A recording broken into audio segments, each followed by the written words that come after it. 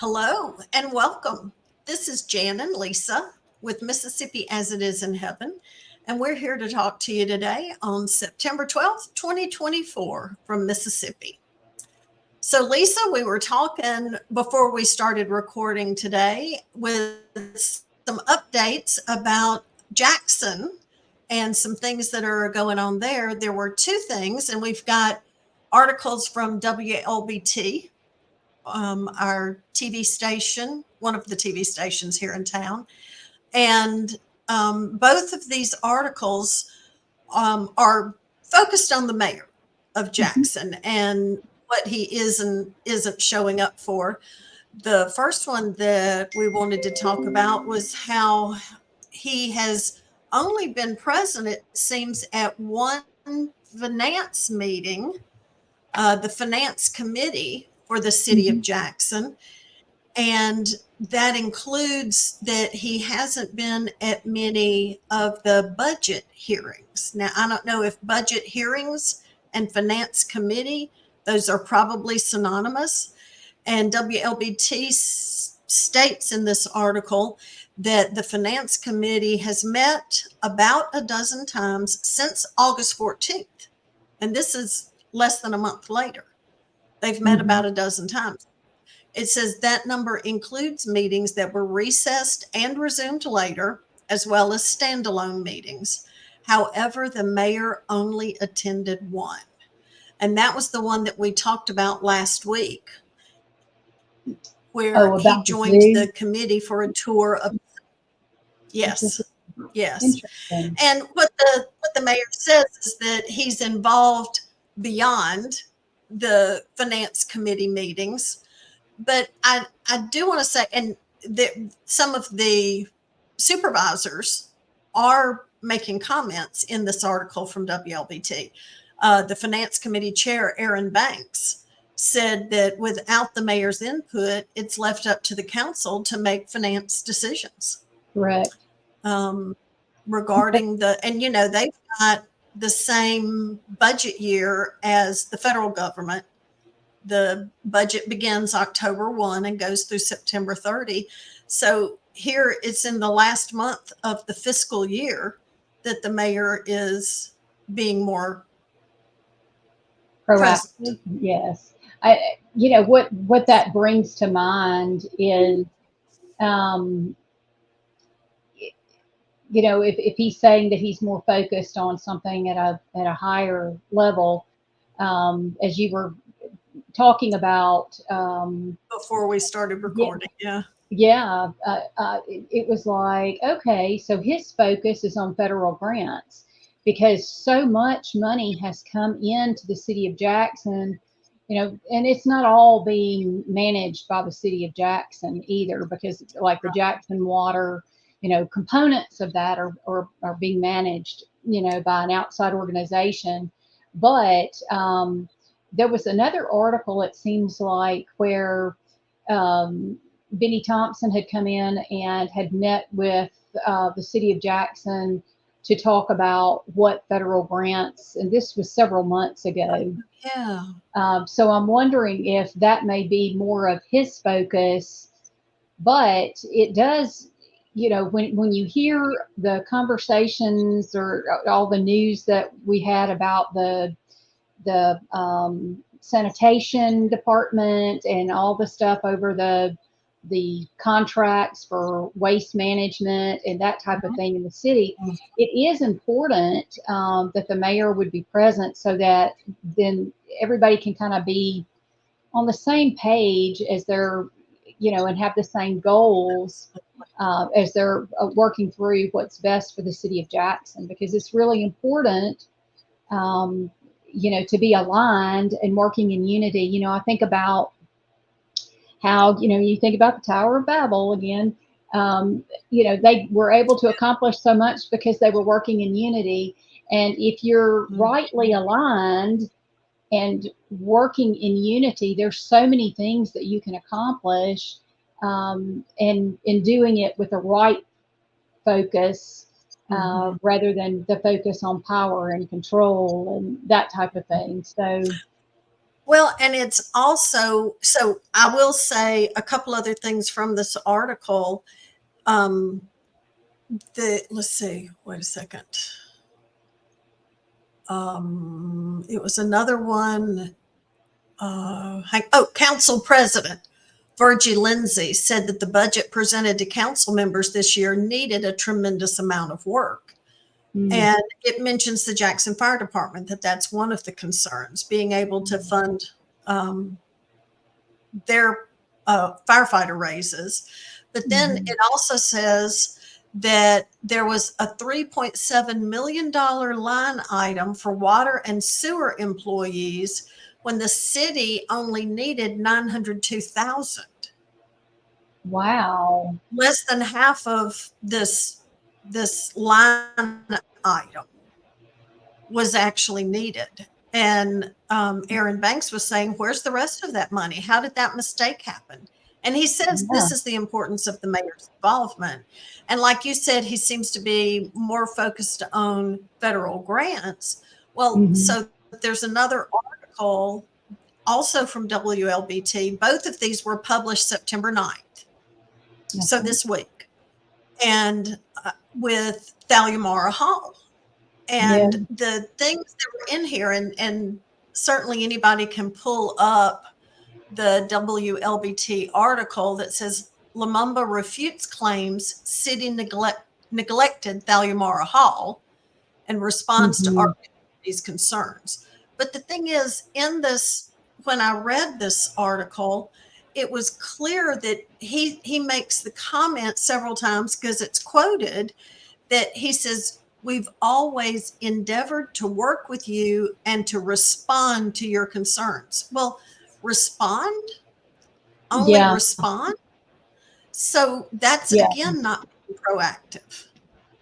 Yeah, and when you really think about that's, I don't know. I look over here at the Jackson Zoo and all the focus there in a declining area. And then I think about Thalia Mara Hall, where you've got the ballet, you've got concerts, you've got the symphony, all of those things that bring in money, and how important it would be to maintain a structure that, for an orchestra, you need a certain arrangement. So they talked about how at Thalia Mara, there's a way where the orchestra can be dropped down or raised up, those floors, and that there's hydraulics associated with that.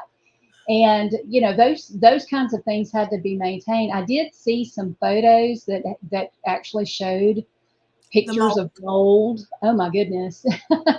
And your HVAC systems, stuff like that. I mean, you don't want that going through the air, because people are breathing that in, and it is dangerous.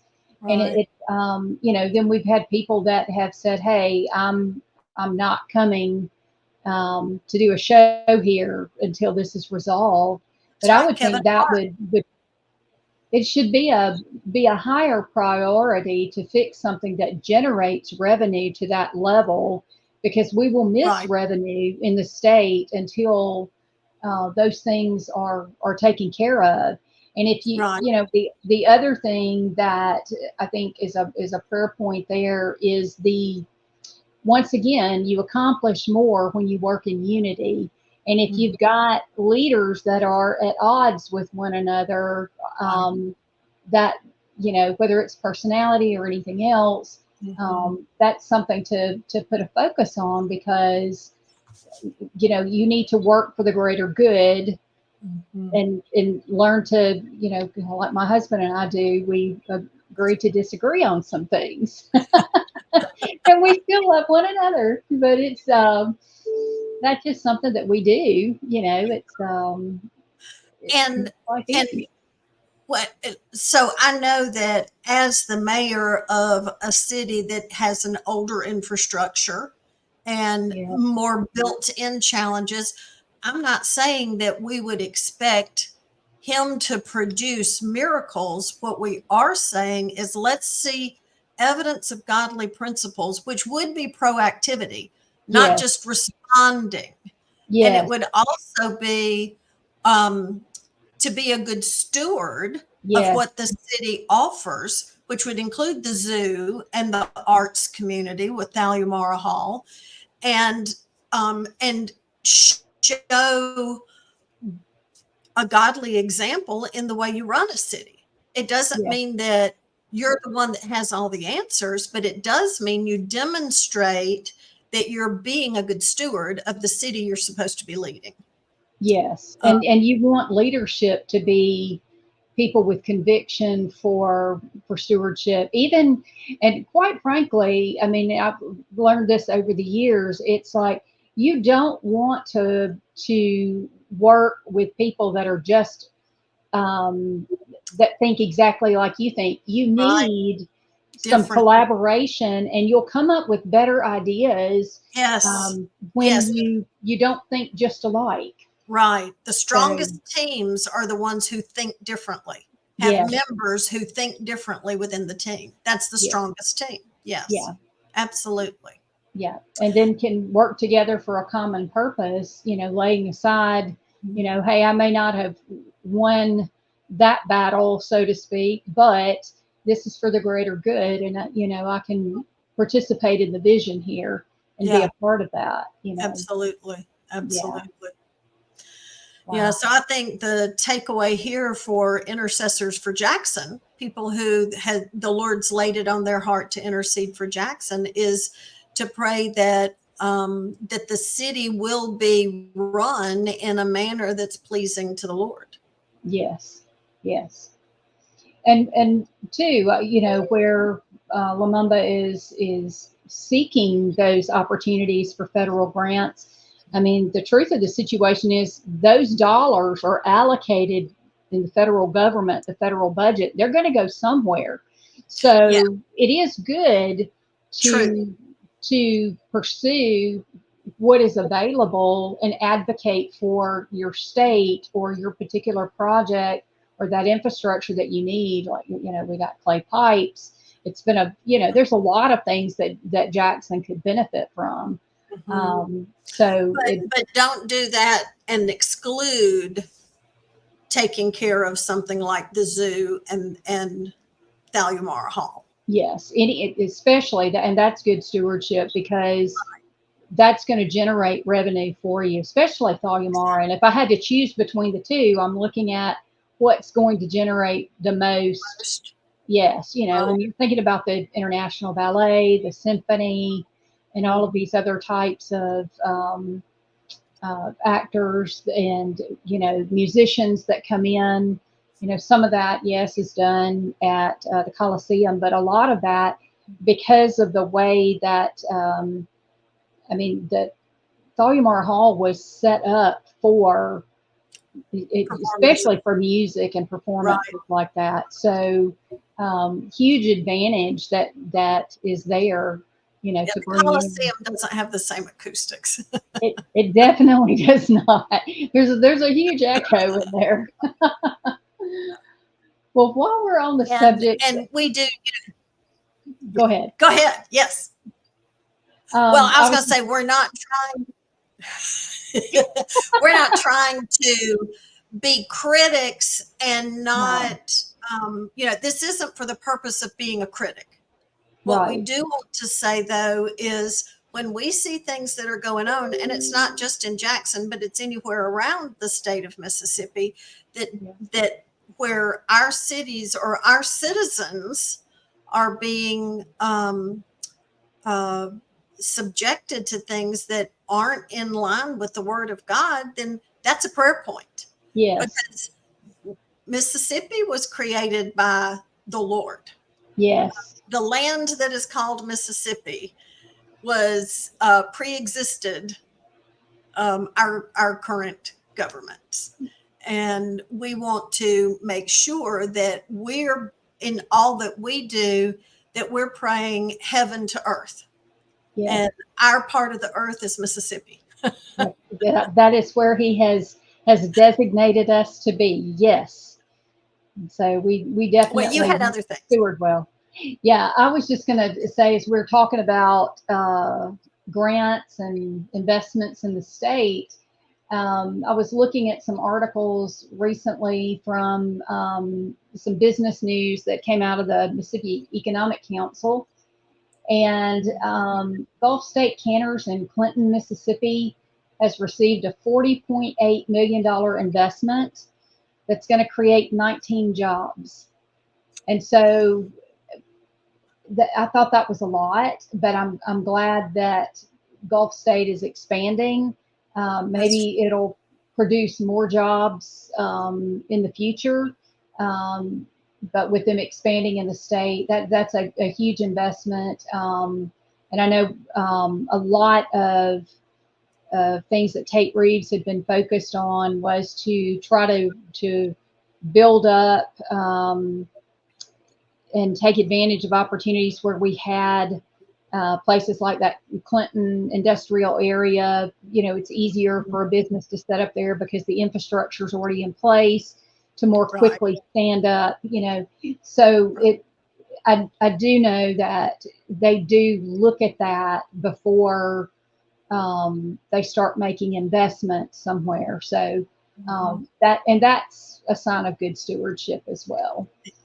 Another thing that was interesting was that Greenville Kearns Aerospace is expanding in Washington County, and they're going to create 31 jobs. That's an $11.75 million investment, but it starts at the second quarter of 2025. They currently have committed to an additional 250 jobs. So, you know, that would be 281 jobs at some point in the state in the aerospace industry. And in the Mississippi Delta, that's also, that's a very depressed area that needs those jobs. Yes, very much so. And then there's also, with that aerospace expansion, you're looking at, there's some improvement funding that's been given out to 4 airports in Mississippi. You've got Jackson Evers, Meridian, Olive Branch, and Tunica, where some of that's expanding. So that's good news for our state that we're leveraging infrastructure that's there and then building upon it and investing in areas, especially, as you said, in that Washington County area where it gives opportunity in a more depressed area of the state. So that's exciting. All right. And then some good news to talk about. This is really good news. So there was an article recently. It said Terry grad makes NFL debut after long journey. And so this particular article I was kind of reading through. It's a really good story. A young man that was at Terry High School. His name is Jamie Sheriff II. But it's a story of perseverance, and that's key in our spiritual life. But he was doing great his senior year. You know, he got to where he had he didn't have any scholarship offers, even though he was a great player and had a great record. So he went to school. He went to Mississippi Gulf Coast Community College, and he had 12 tackles and losses and 8 sacks. And they won a national championship, you know, with the stuff that he was doing. So he got a scholarship from there to South Alabama and our sister state, and played 3 seasons there and had an excellent record on his senior year. And he went, he wasn't drafted to the NFL, but he got a rookie invite to the Seattle Seahawks. And they didn't sign him initially, but they told him, hey, we'll call you if we need somebody. And, you know, you need to stay in shape just in case you get that phone call. So he went, came back home. He said, you know, hey, I got to get a job. You know, maybe they'll call me, maybe not, but I got to get a job. So he went to work at Southern Beverage in Ridgeland, Mississippi, and you know, had a lot of people, he said, that were motivating him, you know, constantly, you know, supporting him, saying, you're going to make it. And there were days that he didn't feel like he could. But anyway, he decided to come back home. He had his lease was up and everything, and he told his mom he was going to come home. And about that time, he decided to quit his job because he just, it wasn't aligning with his goals and his physical goals and everything else, the kind of work that he was doing. And he said, he told his mom, he said, I'm done delivering beer. And so from that, he quit his job. And then it was like 6 to 7 hours after that, he got a phone call from the Wow. Seahawks saying, hey, We need you. it's time to make your home in Seattle. Yeah. So that was just so exciting. And then the article goes on and it starts talking about, you know, when the family went, you know, and it says, when we saw him in that stadium, my wife kept asking me, is this real? And I was like, yes, baby, it's real. I had tears in both my eyes. I couldn't let them fall, but they were there. Just, you know, and they talked about how it was such a blessing, you know, to their family, and the perseverance and the support, and, you know, never stop believing in your dreams, no matter where you come from, no matter what your road is. Everybody's story's different. And when you get the opportunity, make the best of it. Yes. So it's just a really great story. That is awesome. Something good. And yeah, so something good here. And it was like, and God was right on time for him. You know, he's like, I can't do this job like this anymore. I just, you know. Well, he knew that wasn't his passion. That's right. Is in football. Yeah. Yes. Right. And, you know,